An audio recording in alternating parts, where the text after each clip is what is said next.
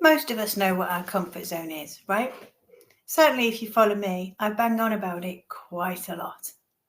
But what if you had more than one?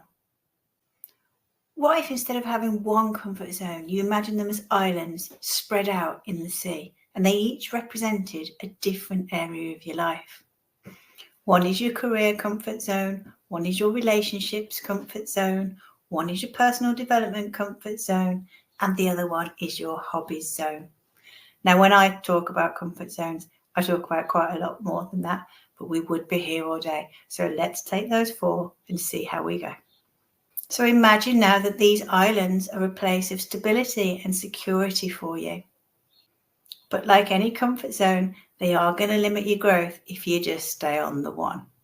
So in this blog, we're talking about how visiting the adjacent islands can help you with your personal growth.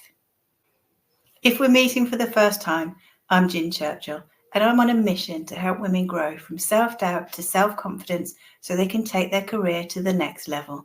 I used to be my own worst critic. Truth is, some days I still am.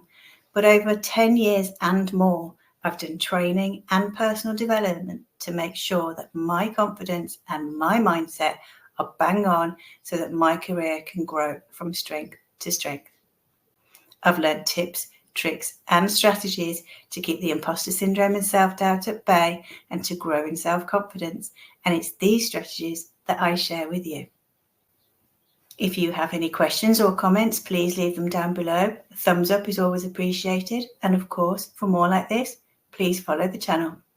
So back to these comfort zone islands, because just like the next person, I do feel safe and snug inside my comfort zone, but I've learned that nothing magic is ever going to happen if I don't step out of it with at least a little bit of confidence. So on your career island, you've got a little cove. That's the professional comfort zone, possibly the role you're in or the industry you're in, where you're really comfortable and you know exactly what you're doing. There's never going to be any surprises. Stepping onto islands adjacent to this might mean you start looking at a new role, maybe in the same industry, or maybe a whole industry altogether. Adjacent islands might have learning opportunities, promotion opportunities, maybe a step into entrepreneurship if that's what you've always dreamed of. They're all out there. You've just got to dip your toe in the water. If you embrace the challenge of putting your toe in that water, or maybe getting a boat and rowing across to another island, you're unlocking opportunities that wouldn't otherwise be available to you if you stay in your career cove where you're nice and cozy. So island number 2 is your relationship retreat. In personal relationships, comfort zones often manifest as doing the same thing all of the time with the same people.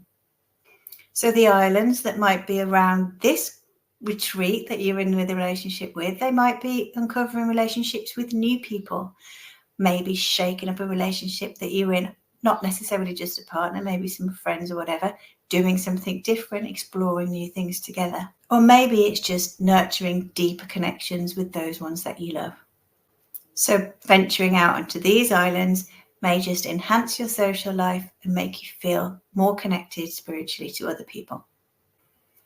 So island number 3 is your hobby haven. And I do like to talk about hobbies when I'm talking about comfort zones because it really is so significant. People do the same thing over and over again. They go to the same club, the same people, and do the same things.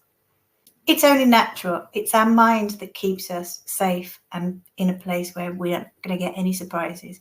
So it's not a bad thing, but also it's a bad thing if we don't recognize it and try and step out a little bit to grow. So the islands around this hobby haven might be taking up a new hobby, maybe taking your skill to the next level, maybe joining a new club, trying a new workshop, networking in different places. This is one way you can ignite passion and creativity, and I love people stepping out of this comfort zone, this hobby haven. And island number 4 is your personal growth gulf. Personal growth happens right at the edge of your comfort zone as soon as you start pushing on the boundaries of it. By stretching the edges of your comfort zone and gradually trying new things, you're building resilience and you're learning that trying new things isn't going to kill you. Each step or stroke beyond familiar shores will actually help you build your confidence, because you'll see that it's not as scary as you thought it was. But navigating around these islands does take resilience, and it does take some courage. Courage comes first, confidence comes later. So have a look about those 4 areas of your life and see which ones you might be able to start pushing your boundaries a little bit. You'll probably feel more comfortable to do that in some areas rather than in others, and that's okay.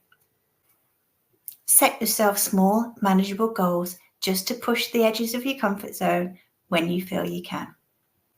Celebrate each achievement, by the way. This is an amazing way to push out of your comfort zone. It's about finding balance, embracing stability, but also channeling new things. And if you're ready to take your next step towards professional and personal growth, I've created a free workbook called Get the Results You Want, specifically designed to help you nail your next big interview, presentation, or meeting, whatever it is, with grace and confidence. The link to that workbook is right below this video, so go ahead and download that now. It's completely free, packed with insights to help you take actionable steps to grow your confidence. As ever, I really appreciate your feedback, so please drop me questions or comments down below. I'll always get back to you. Thumbs up is always appreciated, and of course, for more like this, subscribe to the channel. In the meantime, remember you're amazing. Download the workbook, and you have an amazing week.